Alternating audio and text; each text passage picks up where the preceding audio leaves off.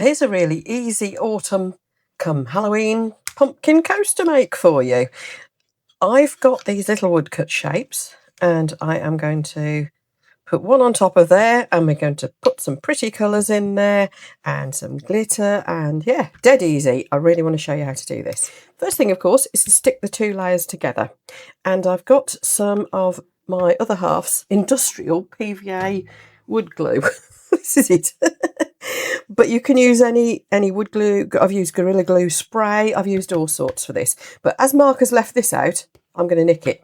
So what I'm going to do is put a little bit in this jar and steal some. Don't tell him. Right. See, I don't use much, so that will keep me going for a very long time. And I can sneak this back to where I found it in the kitchen. Serves him right for leaving it lying around, doesn't it? And he'll never know. And just a really big bottle, he probably wouldn't care. Right, there we are. So, yes, it's basically extra strong PVA. Now, we're going to make sure we stick this up the way we want it. It's going to be that way. So we're going to do that. You could colour them in first. I'm going to colour it in afterwards. The base, because it's this is a really nice basswood.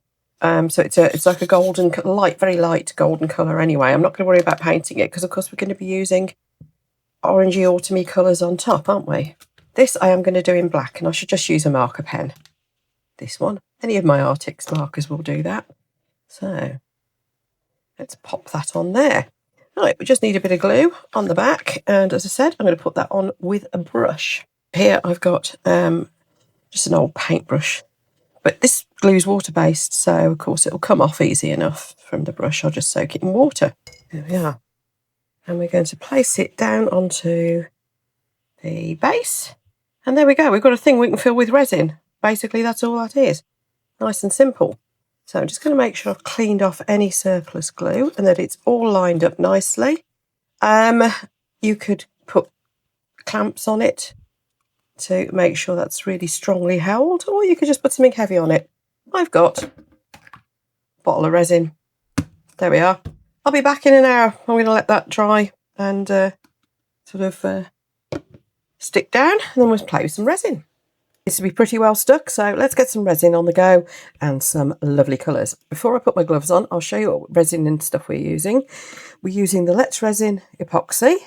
It's just their standard 1-to-1, really nice and easy to use. We've got a couple of colours from Create and Bloom, and yeah, I think those are kind of pumpkin-y, aren't they? And I'm using up the last, and I need to put in another order, of my Mr. Hanky glitter from Jam Pot Glitter. Look at that. Isn't that lovely? So let's get mixing. Got some of these cute little pots. They're ever so cheap. I just get big stacks of them off Amazon. I think there's 2 there. They're ever such flimsy little disposable things, but they are ideal for mixing up really small amounts. There we go. Now what we're going to do is mix up a batch in one. We're not going to need much resin for this, are we? It's a tiny amount. So here we go. Oops, that's way too much. There we go. That'll be our accent colour in that one.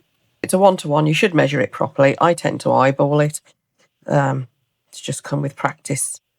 But the more accurately you get your mixing, the easier it is for them to cure properly for you. So we're just going to stir these up nice and slowly. So I've been stirring for about a minute now, and you can see that cloudiness that we had initially has pretty much disappeared. So I'll stir it just for a little bit longer. I do stir a bit too fast. It's just habit. The slower you stir, the less bubbles you'll get in there. But this resin does degas very well anyway. Stir the other one up for us. You see it goes stringy looking. Let's move this out of the way in case I spill any. I've overfilled this rather. It goes stringy looking, then it goes cloudy looking, and then eventually it goes clear, and that's when you know you've got it mixed.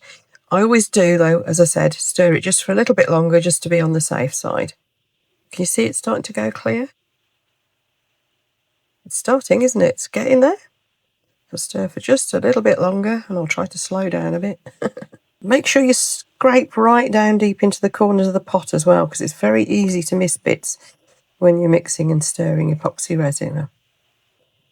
Right, I'm going to get me a Wonder Wipe out to clean my stick. I'm going to leave it in that pot for now. I don't keep reusing the same stick, you see. Now, colour-wise, my main colour is going to be this gorgeous orange, which is called Bee's Nest.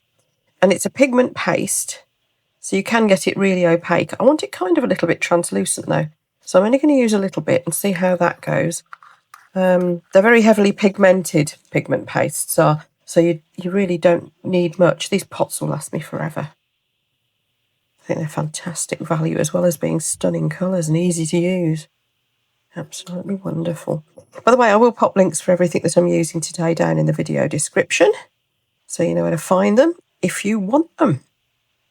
And I've got discount codes on some things. The resin in particular, there's a discount code for. So yes, I'll share that as well. Okay, so we've got there kind of translucent pumpkin-y colour. It's nice, isn't it? I'm just wondering whether a little bit more colour or whether to leave it that translucent. I don't know. Well, what I'm going to do while I'm thinking about it, because that can sit for a minute, is colour the framing. This is a quick, easy way to colour your top layer, by the way. If you've got a bigger piece, paint it, and if you've got a laser cutter, paint it before you cut.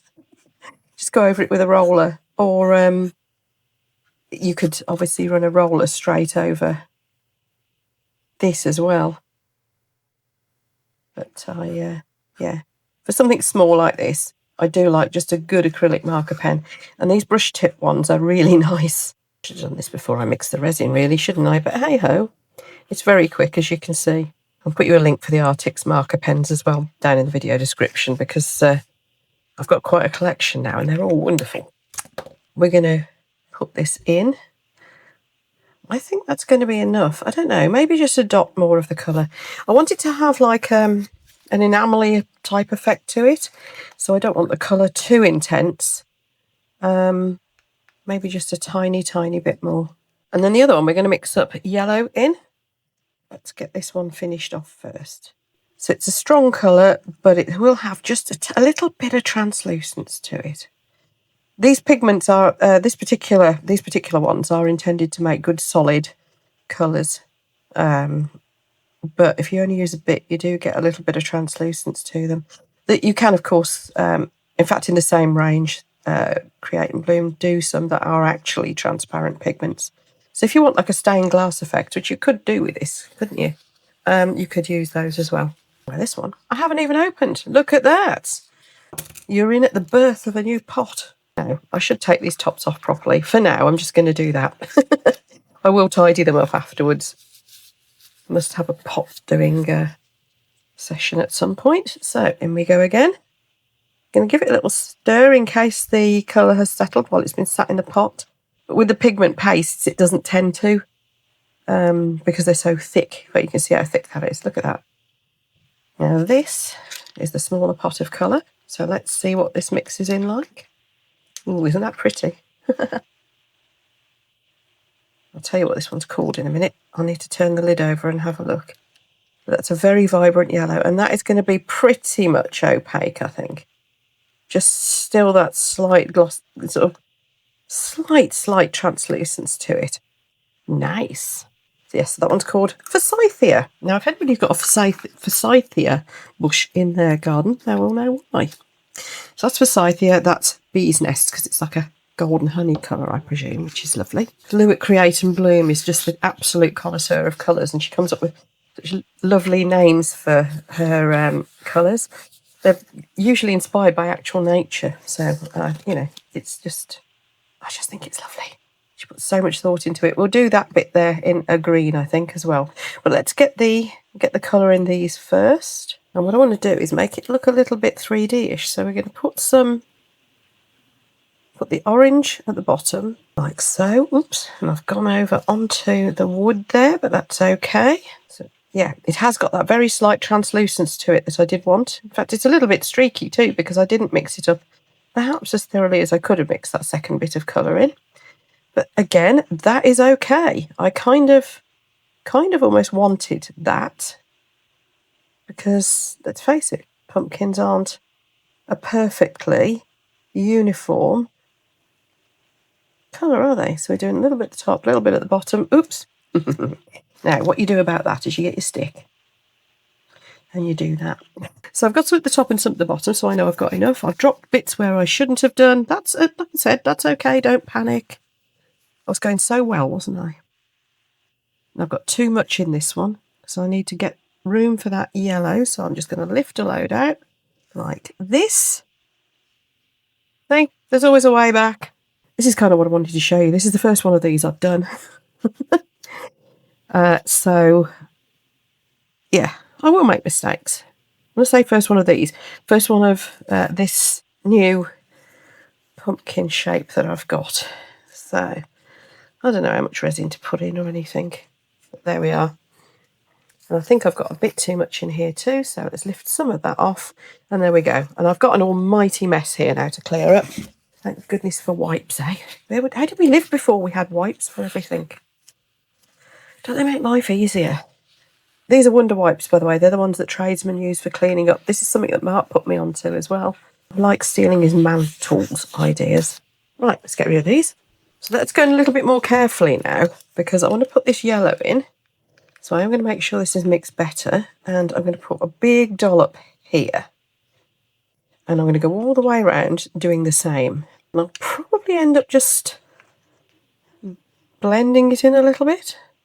Need to go and find a green as well, don't I? But Tracy, where's the glitter going, you ask? Well, I think we'll have a glittery green stalk, but I'm also going to put some of the Mr. Hanky glitter at the bottom as well. And this is the point where I'm sort of thinking about, do I need more of the yellow? Do I need more of the orange? I'm trying to create like a colour fade between the two.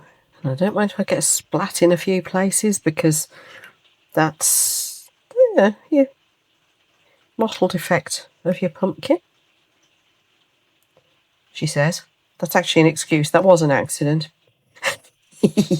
That's my excuse and I'm sticking to it. Okay, you saw nothing here. Right. I am going to probably have a little bit of this resin left over, and that's also okay. So really now I'm going to get them not right to the top, but close. I am going to end up going over that black again. I can just see it now. And that is just because it'll have shiny patches and it'll have flat patches, matte patches. And I kind of want it all to be the same. So, of course, what you could do is top coat with resin over the whole thing. I could do that for a change, actually, couldn't I? Or go back round it with the marker pen. Oops. Because that would work too. So as we're filling up, can you see the colours starting to blend? I shall encourage that a little bit in a minute with one of my little pointy sticks. Now these are actually fine tip swabs. I use them because then you don't scratch your silicone mould, but of course there's nothing to worry about scratching here, is there? So yeah, not too fussed really. I think I will just resin top coat over this whole piece anyway, so I'm not going to worry too much about these sides. But can you see how the colour is starting to blend? And I do want to encourage that effect a little bit. Let's make it a little bit spooky looking maybe by doing this. I don't know if these colours will stay put like this, but we should get some sort of blend, shouldn't we? And I quite like that streaky effect. Come on, tell me folks, is this easy? I think it's easy. Anyway, I'm just going to go and find a green for our stalk, and then we'll decide what to do with the glitter as well. I've decided what to do with the stalk. I'm going to put some yellow in it and then load some glitter down kind of one side. And this is the glitter I'm going to be using. And this glitter was from Apex Resin. I don't think they do the glitters anymore. I tend to use nowadays Create and Bloom's glitter range and Jampot Resin's glitter range. Across the two of those, you've got the most spectacular colours you could ever want. Okay, so we're going to take now a little bit of this yellow. We're going to put it in another one of these little pots. That'll do.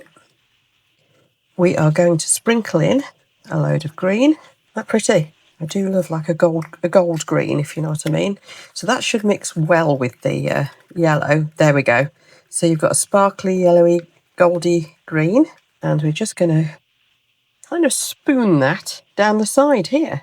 I'm definitely going to end up with some leftover colours, aren't I? I can definitely see that coming. There we are. So you've got a bit of a two-tone effect going on there as well. And now let's get that glitter that I wanted to put in the bottom. Now, I haven't got much of this left, and I do love it, so I shall be ordering some more. And I think I just want to sprinkle. I think we're just going to sprinkle, and I want to sprinkle around the bottom, like so. So it's almost like it's creating a shadow. Of course, my stick's a little bit sticky, isn't it, as well? So we're going to go kind of up one side as well of the shapes. And I can adjust a bit afterwards, can't I? I think this is another good argument for top coating it, because I will then be able to, it'll make that glitter pop even more. This is just stunning, this glitter is. But what I do want to do is make sure that there is none of the glitter on the black areas, if I can help it, because that would kind of spoil the effect. So I'm just going to get my little stick and go around and push any glitter that's got onto the black back into the shapes, kind of flesh of the pumpkin.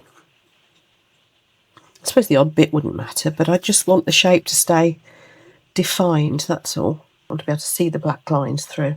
Having said that, I can go back over them with the black marker pen. I'll probably end up doing that anyway, so we can bring them back if I lose a bit of it under the glitter.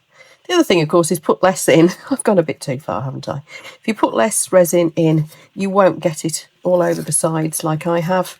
But, you know, it's fair enough to show you that you can pull it back if you do mess up a bit. I'm being a bit messy, aren't I? So that's got most of it off the black. There we are. But what we're going to do then, again, is get our little stick and just make sure we've got that glitter where we want it. So I'm going to poke it around a little bit like this, because I kind of want it to fade out and be more to one side than the other, rather than just straight across the bottom. Just so that we've got like I'm trying to get like a sort of a 3D soft colour blend effect, even with the glitter. See what I mean? So we're coming up the side. So you've got like the shapes of the shadows that you might have on the sides of the pumpkin. Pulling it over to the side a little bit and up. So the glitter's really just creating almost like a shadow effect. Hoping to see what I'm getting at there. I'm going to see what the stalk's doing. That looks okay, actually. It's kind of, let's blend that just a little bit. And there we go. We're going to leave that now to cure. I'm going to find something to put the remaining resin in. Oh, I know. Hang on. What have we got? Got a little jewellery mould here, and it's got bits of glitter all over it already. So why not use this? I'll just tip them in here, because you never know when you're going to need a jewellery blank for something, do you? So let's scoop them into here, and I'll see you later for the finishing touches on our little pumpkin. Now, these are the right size for a coaster. So if I top coat it with a resin that's reasonably heat resistant, that's okay for coasters, which this epoxy is, then we've instantly got coasters. And there we are. The colour blended work, the glitter worked. I'm really pleased with that. Anyway, we're out at the Dragon Garden. You can see it's all starting to look a bit autumnal out here. And there's not even enough sun for the dragon to keep squirting. We're just getting an occasional squirt off the solar panel. Boom. There we are. What do you think? I'll put these blanks in my store, by the way, because I think people will probably want these. They're so easy to do. And I did go over the black again with a marker pen, just so that it was evenly matte black. You could, of course, top coat over the whole thing if you really wanted to, but I think I quite like the contrast of the shiny and the matte. Either way, it works very well as a coaster. So I'll see you for the next one, folks. And you know what to do. There's a load of stuff you can click down here. I'd really like it if you click things. Thank you. Bye.